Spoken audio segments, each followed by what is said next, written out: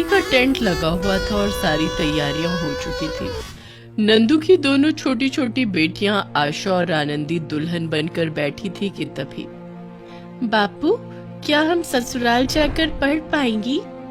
बापू मुझे तो बहुत पढ़ना है, अभी हमें पढ़ने दो ना बापू, मत करो हमारी शादी।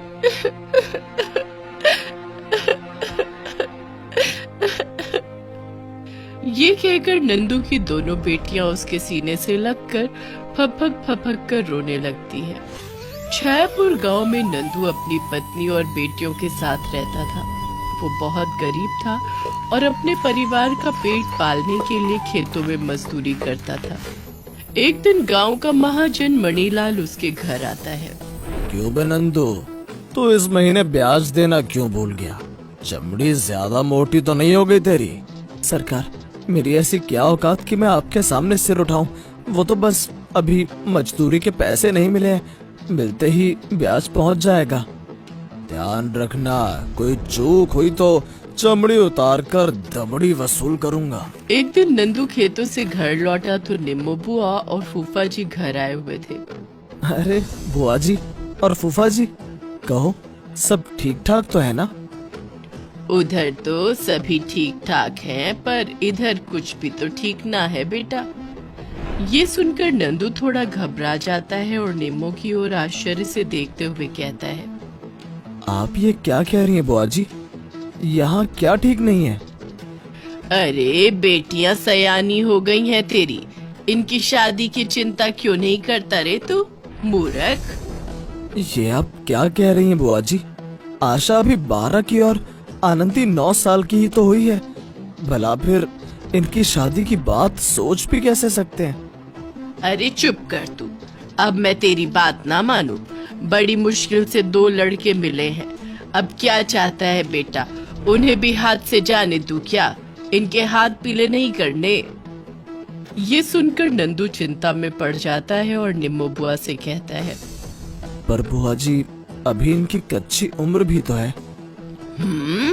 कच्ची उम्र? क्या तेरी बहू इस उम्र में ब्याह कर नहीं आ गई थी? ये मर गई क्या?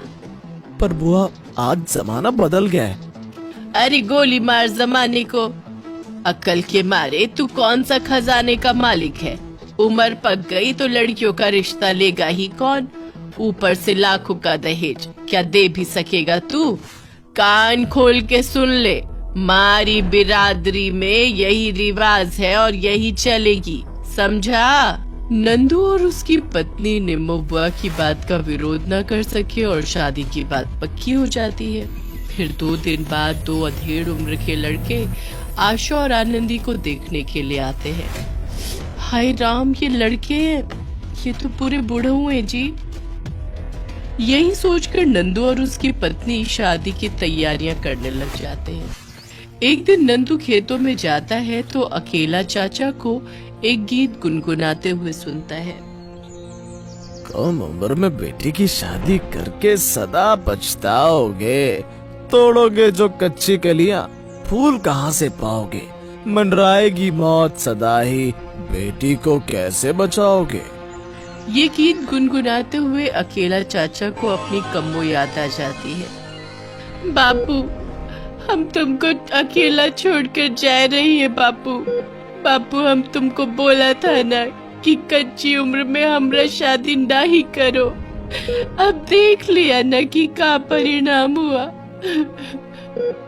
कसम खुदा का मेरी बच्ची, ये तो हमसे बहुत बड़ा भूल हो गया। बापू, हमरा जो हुआ सो हुआ, पर भगवान गांव में किसी और बच्ची के साथ ऐसा कभी ना करे। हे खुदा, ये क्या किया मैंने? अपना बच्ची को अपने हाथों मार डाला। ये याद कर अकेला चाचा फूट फूट कर रोने लगता है और तभी उसकी नजर नंदू पर पड़ती है। क्यों रे नंदू, सुना है तू कच्ची उम्र की बेटियों का ब्याह रचा रहा है? मत कर ऐसा, मत कर, वरना बहुत पछताएगा।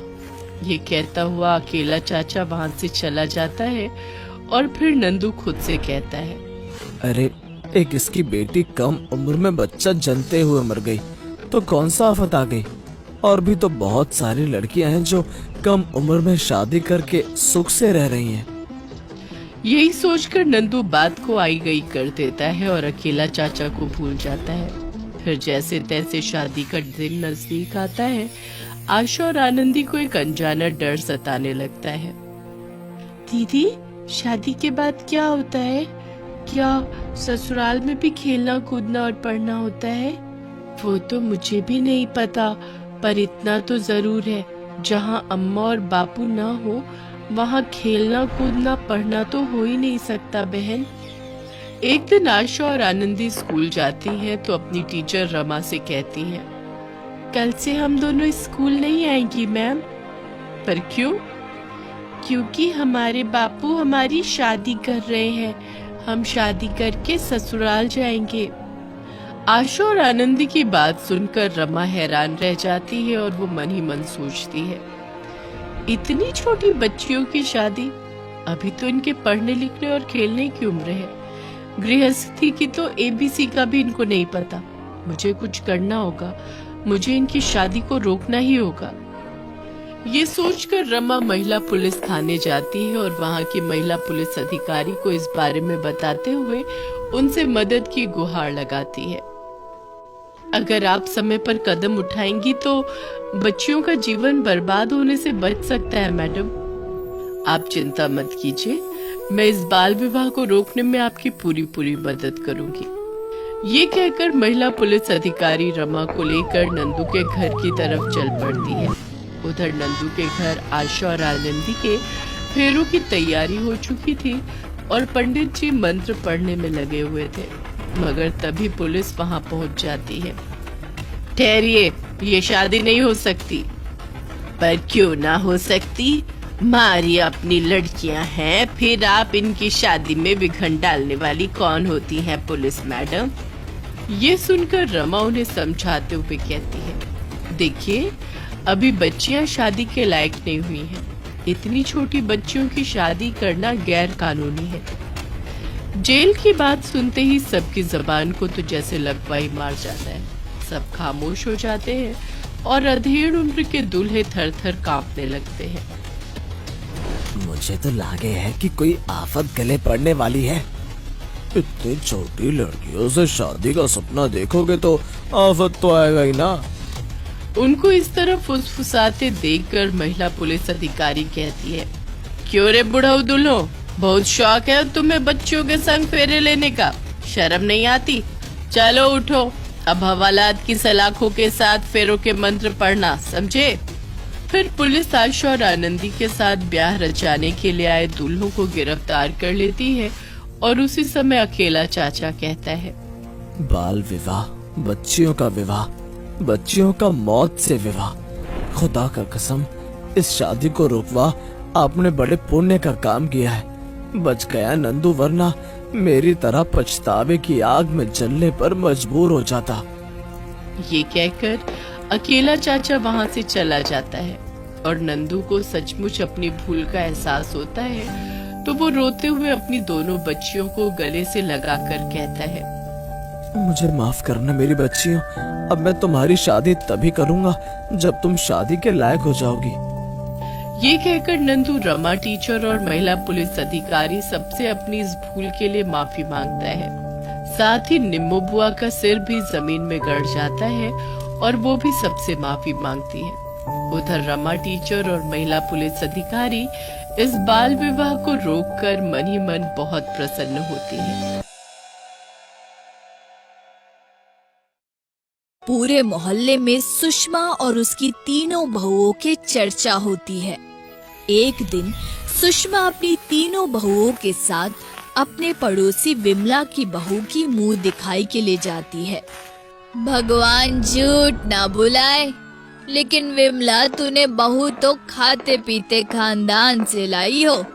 मेरी तीनों बहुओं का वजन मिलाकर भी तुम्हारी बहू का वजन ज्यादा ही होगा। वो क्या है ना, मेरी बहू को थोड़ा पढ़ाई लिखाई का ज्यादा शौक है। पढ़ाई लिखाई के चक्कर में शरीर पर इतना ध्यान कहाँ जाता है। वो सब तो ठीक है, लेकिन सच बताओ तो लड़कियां दुबली पतली ही खूबसूरत लगती है। भगवान झूठ ना बुलाए, लेकिन तुम्हारी बहू के कंधे के बाद सीधा शक्ल शुरू हो जा रहा है। गले में नेकलेस पहनने की तो जगह ही नहीं दी है भगवान ने। अब शक्ल सूरत जिंदगी भर थोड़ी रहता है, धीरे धीरे घर के कामकाज में वजन भी कम हो जाएगा। एक दिन सुषमा अपने घर पर किटी पार्टी का आयोजन करती है। किटी पार्टी में मोहल्ले के अन्य महिलाओं के साथ विमला और उसकी बहू भी आती है। बहुत हो गई किटी पार्टी, अब किसी दिन हम सभी को पिकनिक पर चलना चाहिए। हाँ सही कहा तुमने, बहुत मजा आएगा। तब तो हमें बड़ी बस बुक करानी पड़ेगी, क्योंकि छोटी गाड़ी में तो तुम और तुम्हारी बहू ही सारा जगह ले लोगे, और शायद तुम्हारी बहू की वजन से छोटी गाड़ी का चक्का ना फट जाए। बहुत हो गया, तुम ऐसे मेरी बहू की बेइज्जती नहीं कर सकती हो। माना कि भगवान ने तुम्हारी बहू को अच्छी सूरत और सीरत से भेजा है, अगर मेरी बहू का वजन थोड़ा ज्यादा है तो क्या हो गया? भगवान ना करे किसी दिन तुम पर भी यही मुसीबत आन पड़े। विमला अपनी बहू को वहाँ से लेकर चली जाती है।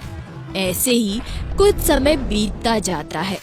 कुछ दिनों बाद अचानक से सुषमा की तीनों बहू का वजन बढ़ने लगता है। उसे समझ नहीं आ रहा होता है कि ये क्या हो रहा है। अरे तुम तीनों खाली बैठे बैठे फैलते जा रही हो, इससे अच्छा तो घर का कुछ काम भी कर लो, नौकरानी का भी खर्च बचेगा। ऐसे ही रहा तो कुछ दिनों बाद तुम तीनों भी विमला की बहू की टक्कर की हो जाओगी। क्या बताऊं सासू माँ, मैंने कल ही डॉक्टर को दिखाया था। डॉक्टर ने बताया कि मुझे थायराइड हो गया है, जिसमें वजन बढ़ना आम बात है। मैं चाहे कितनी भी एक्सरसाइज कर लूं, मेरा वजन कम ही नहीं हो रहा है। मुझे भी डॉक्टर ने पीसीओडी की समस्या से ग्रसित बताया है। इसमें अचानक से महिलाओं का वजन बढ़ जाता है। सुषमा की छोटी बहू कोने में बैठकर कटोरे में खाना खा रही होती है। तुम्हारा वजन बढ़ने का कारण तो सामने नजर आ रहा है। अगर ऐसे ही खाती रहोगी तो एक दिन फूल के गुब्बारा बन जाओगी। सासू माँ, आप तो जानती है मुझे खाना कितना पसंद है। अब मैं इन तीनों का क्या करूं? एक एक बहू मेरी एक टन की होते जा रही है। सुषमा अपनी तीनों बहुओं की बढ़ते वजन से बहुत परेशान थी। अगर ऐसा ही चलता रहा तो पूरे मोहल्ले में मेरी नाक कट जाएगी। कुछ ना कुछ करके मुझे मेरी तीनों बहुओं का वजन कम करवाना ही पड़ेगा। सुषमा अगले दिन से अपने घर की कामवाली को काम से निकाल देती है। अरे मम्मी जी, इतनी लेट हो गई, अभी तक कामवाली नहीं आई। और आएगी भी नहीं। तुम तीनों यहाँ खा खा कर भैंस होती जा रही हो। थोड़ा घर का काम करोगी तो वजन पर कुछ फर्क भी पड़ेगा। लेकिन मम्मी जी, घर का काम करने से हमारा वजन थोड़ा ही कम होगा। इतना काम देखकर ही मेरे सर में दर्द हो रहा है। चलो तुम तीनों लग जाओ काम पर। सुषमा को अपनी तीनों बहुओं को साथ ले जाने में शर्म आने लगी। वो अपनी बहू को अपने साथ लेकर कहीं भी नहीं जाती थी। तभी विमला आ जाती है। क्यों रे सुषमा, क्यों अपनी बहुओं पर इतना काम का बोझ डाल रही हो? तुम मेरी बहू के वजन को लेकर ताने मारती थी, अब तो तुम्हारे घर ही अखाड़ा बन गया है और तुम्हारी तीनों बहुओं में अखाड़े की सूमो पहलवान। तेरी ही कमी थी, आकर तू भी अब मेरा मजाक उड़ा ले। मैं तो तुझे यहाँ आमंत्रण देने आई थी। कल पड़ोस की गली में रहने वाले मनोज भाई साहब के बेटे की शादी है। उन्होंने तुम्हें भी सपरिवार बारात में बुलाया है। साथ ही कहा है कि अपनी बहुओं को लेकर जरूर आना। क्या शादी? हम तो जरूर आएंगे। इतना कहते ही विमला वहां से चली जाती है। ये तो घोर मुसीबत आ पड़ी। वक्त पर मनोज भाई साहब ने हमारी बहुत मदद की थी। बेटे की शादी में नहीं जाएंगे तो उन्हें बुरा लग जाएगा। विमला को तो बस मौका चाहिए मेरी बेइज्जती करने का, और अगर मैं इन तीनों सुमो पहलवान को लेकर अपने साथ गई तो मेरी बेइज्जती होना तो तय है। शाम में सुषमा की तीनों बहुएं सज धज कर तैयार हो जाती है और सभी को लेने गाड़ी भी आ जाती है। गाड़ी छोटी होने के कारण तीनों उसमें नहीं एडजस्ट हो पाती। अभी जरा घसक, मुझे भी जगह दे, बहुत जगह है। अरे दीदी, यहाँ तो मेरे लिए भी ठीक से जगह नहीं है। दीदी, हम कह रहे हैं ना, बिल्कुल भी जगह नहीं है।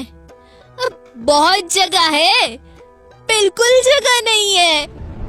तीनों गाड़ी में एडजस्ट होने की कोशिश कर रही होती है, लेकिन एक तरफ से संगीता गाड़ी के अंदर जाती तो सरिता दूसरे गेट से बाहर गिर जाती, और सरिता जब गाड़ी के अंदर जाने की कोशिश करती तो दूसरे गेट से संगीता बाहर आ जाती। ये देखकर सुषमा को बहुत खराब लगता है। ये तमाशा बंद करो तुम तीनों, देखो सब हंस रहे हैं हम पर। हमें नहीं जाना है शादी में, चलो चुपचाप तीनों घर के अंदर जाओ। लेकिन मम्मी जी, ये गाड़ी ही छोटी है, इसमें हमारी क्या गलती? तीनों खा पी कर इतनी मोटी हो जाओगी तो कैसे गाड़ी में आ पाओगी? तुम तीनों के लिए तो ट्रक मंगवाना पड़ेगा। देख सुषमा, कभी कभी वजन बढ़ाना और घटाना हमारे हाथ में नहीं होता है। हमें हमेशा ध्यान रखना चाहिए कि हमारे आसपास हर प्रकार के व्यक्ति मौजूद रहते हैं, ये उनकी खूबसूरती है। हमें किसी के रंग रूप देखकर उनके बारे में गलत भावना नहीं पैदा करनी चाहिए। मुझे माफ कर दे, ये सब मेरी ही करनी का फल है। एक दिन मैंने तेरी बहू के मोटापे का मजाक उड़ाया था, आज मेरा खुद का मजाक बन रहा है। इसमें ना तेरी कोई गलती है और ना तेरी बहुओं की। खूबसूरती तो देखने वालों की नजर में होनी चाहिए। सही कह रही है तू। आज तक मैं ही लोगों के वजन और रंग रूप को देखकर मजाक बनाती रही, लेकिन कभी उनके दुख दर्द को समझने की कोशिश नहीं की। साथ ही सुषमा अपनी तीनों बहुओं से भी माफी मांगती है। तुम तीनों मुझे माफ कर दो, मैं कच्ची सांस नहीं बन पाई। विमला अपनी बहू की बेइज्जती होने पर मुझसे नाराज हो गई थी और मैं बिना सोचे समझे अपनी बहू की बेइज्जती सभी के सामने कर रही थी। मुझे अपनी गलती का एहसास हो गया है। हमें भी माफ कर दीजिए मम्मी जी, हम भी अब आपकी बात मानकर सही डाइट और एक्सरसाइज फॉलो करेंगे। हाँ, सही कहा दीदी ने। मैं खाना तो कम नहीं कर सकती, लेकिन एक्सरसाइज करने की पूरी कोशिश करूंगी। सभी ठहाके मार के हंसने लगते हैं।